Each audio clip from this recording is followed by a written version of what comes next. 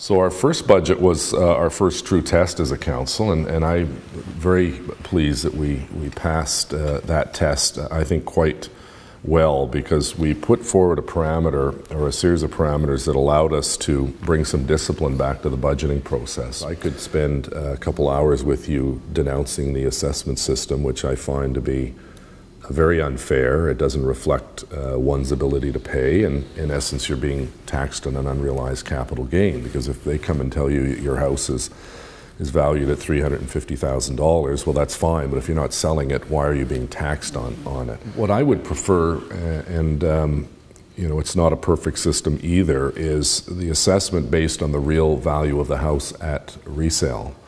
Because, you know, right now it's a guesstimate, you know, so they're guesstimating, you know, well, if your house was sold at this time, you would get this amount. Whereas if you had a base and then every time a house sold, that would be the real value. The challenge, the opposition to that is, well, you could have, you know, one person who just moved into your neighborhood pays substantially more than you, who've been there for 40 years, but you're getting the same level of services.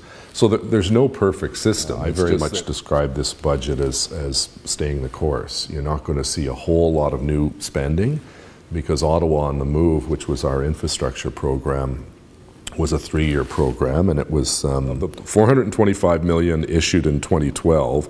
Only $200 million represents debt authorized by the current council, and this was to advance Ottawa on the Move. So all of the debt issued in 2011 was by the previous council. I'm not passing the buck, but that's how debt works.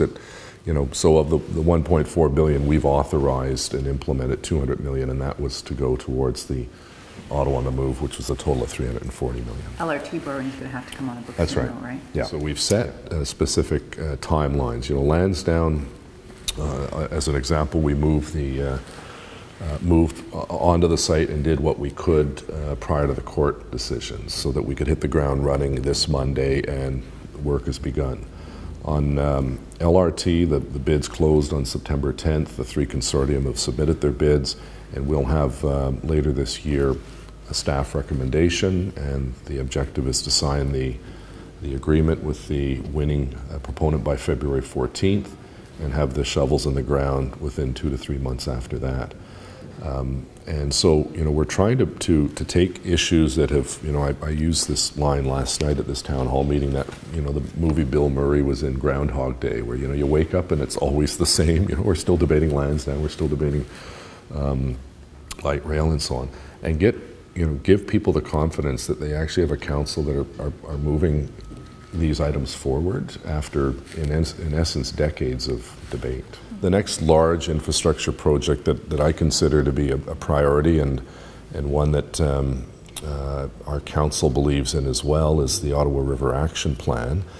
We still have you know, millions of litres of raw sewage going into the river, and I'm comforted by comments I've seen by both Ministers Baird and Shirelli that they want to come to the table when we are able to sign a new federal provincial municipal infrastructure agreement, ideally in 2013, so we would not miss the 2014 construction season.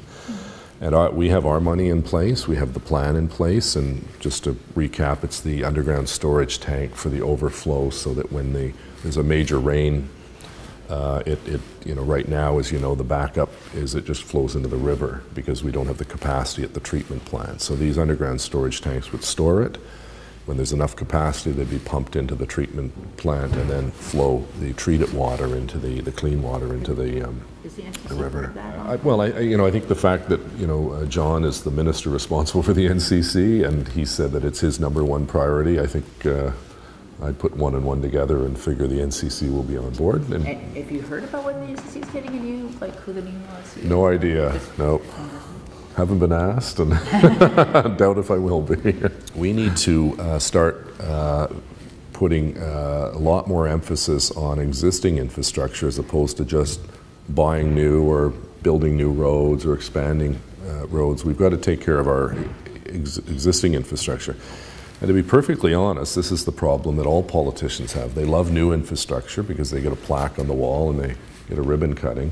But if you're putting a new boiler in the Glebe Community Centre, there's not a lot of political sexiness about that.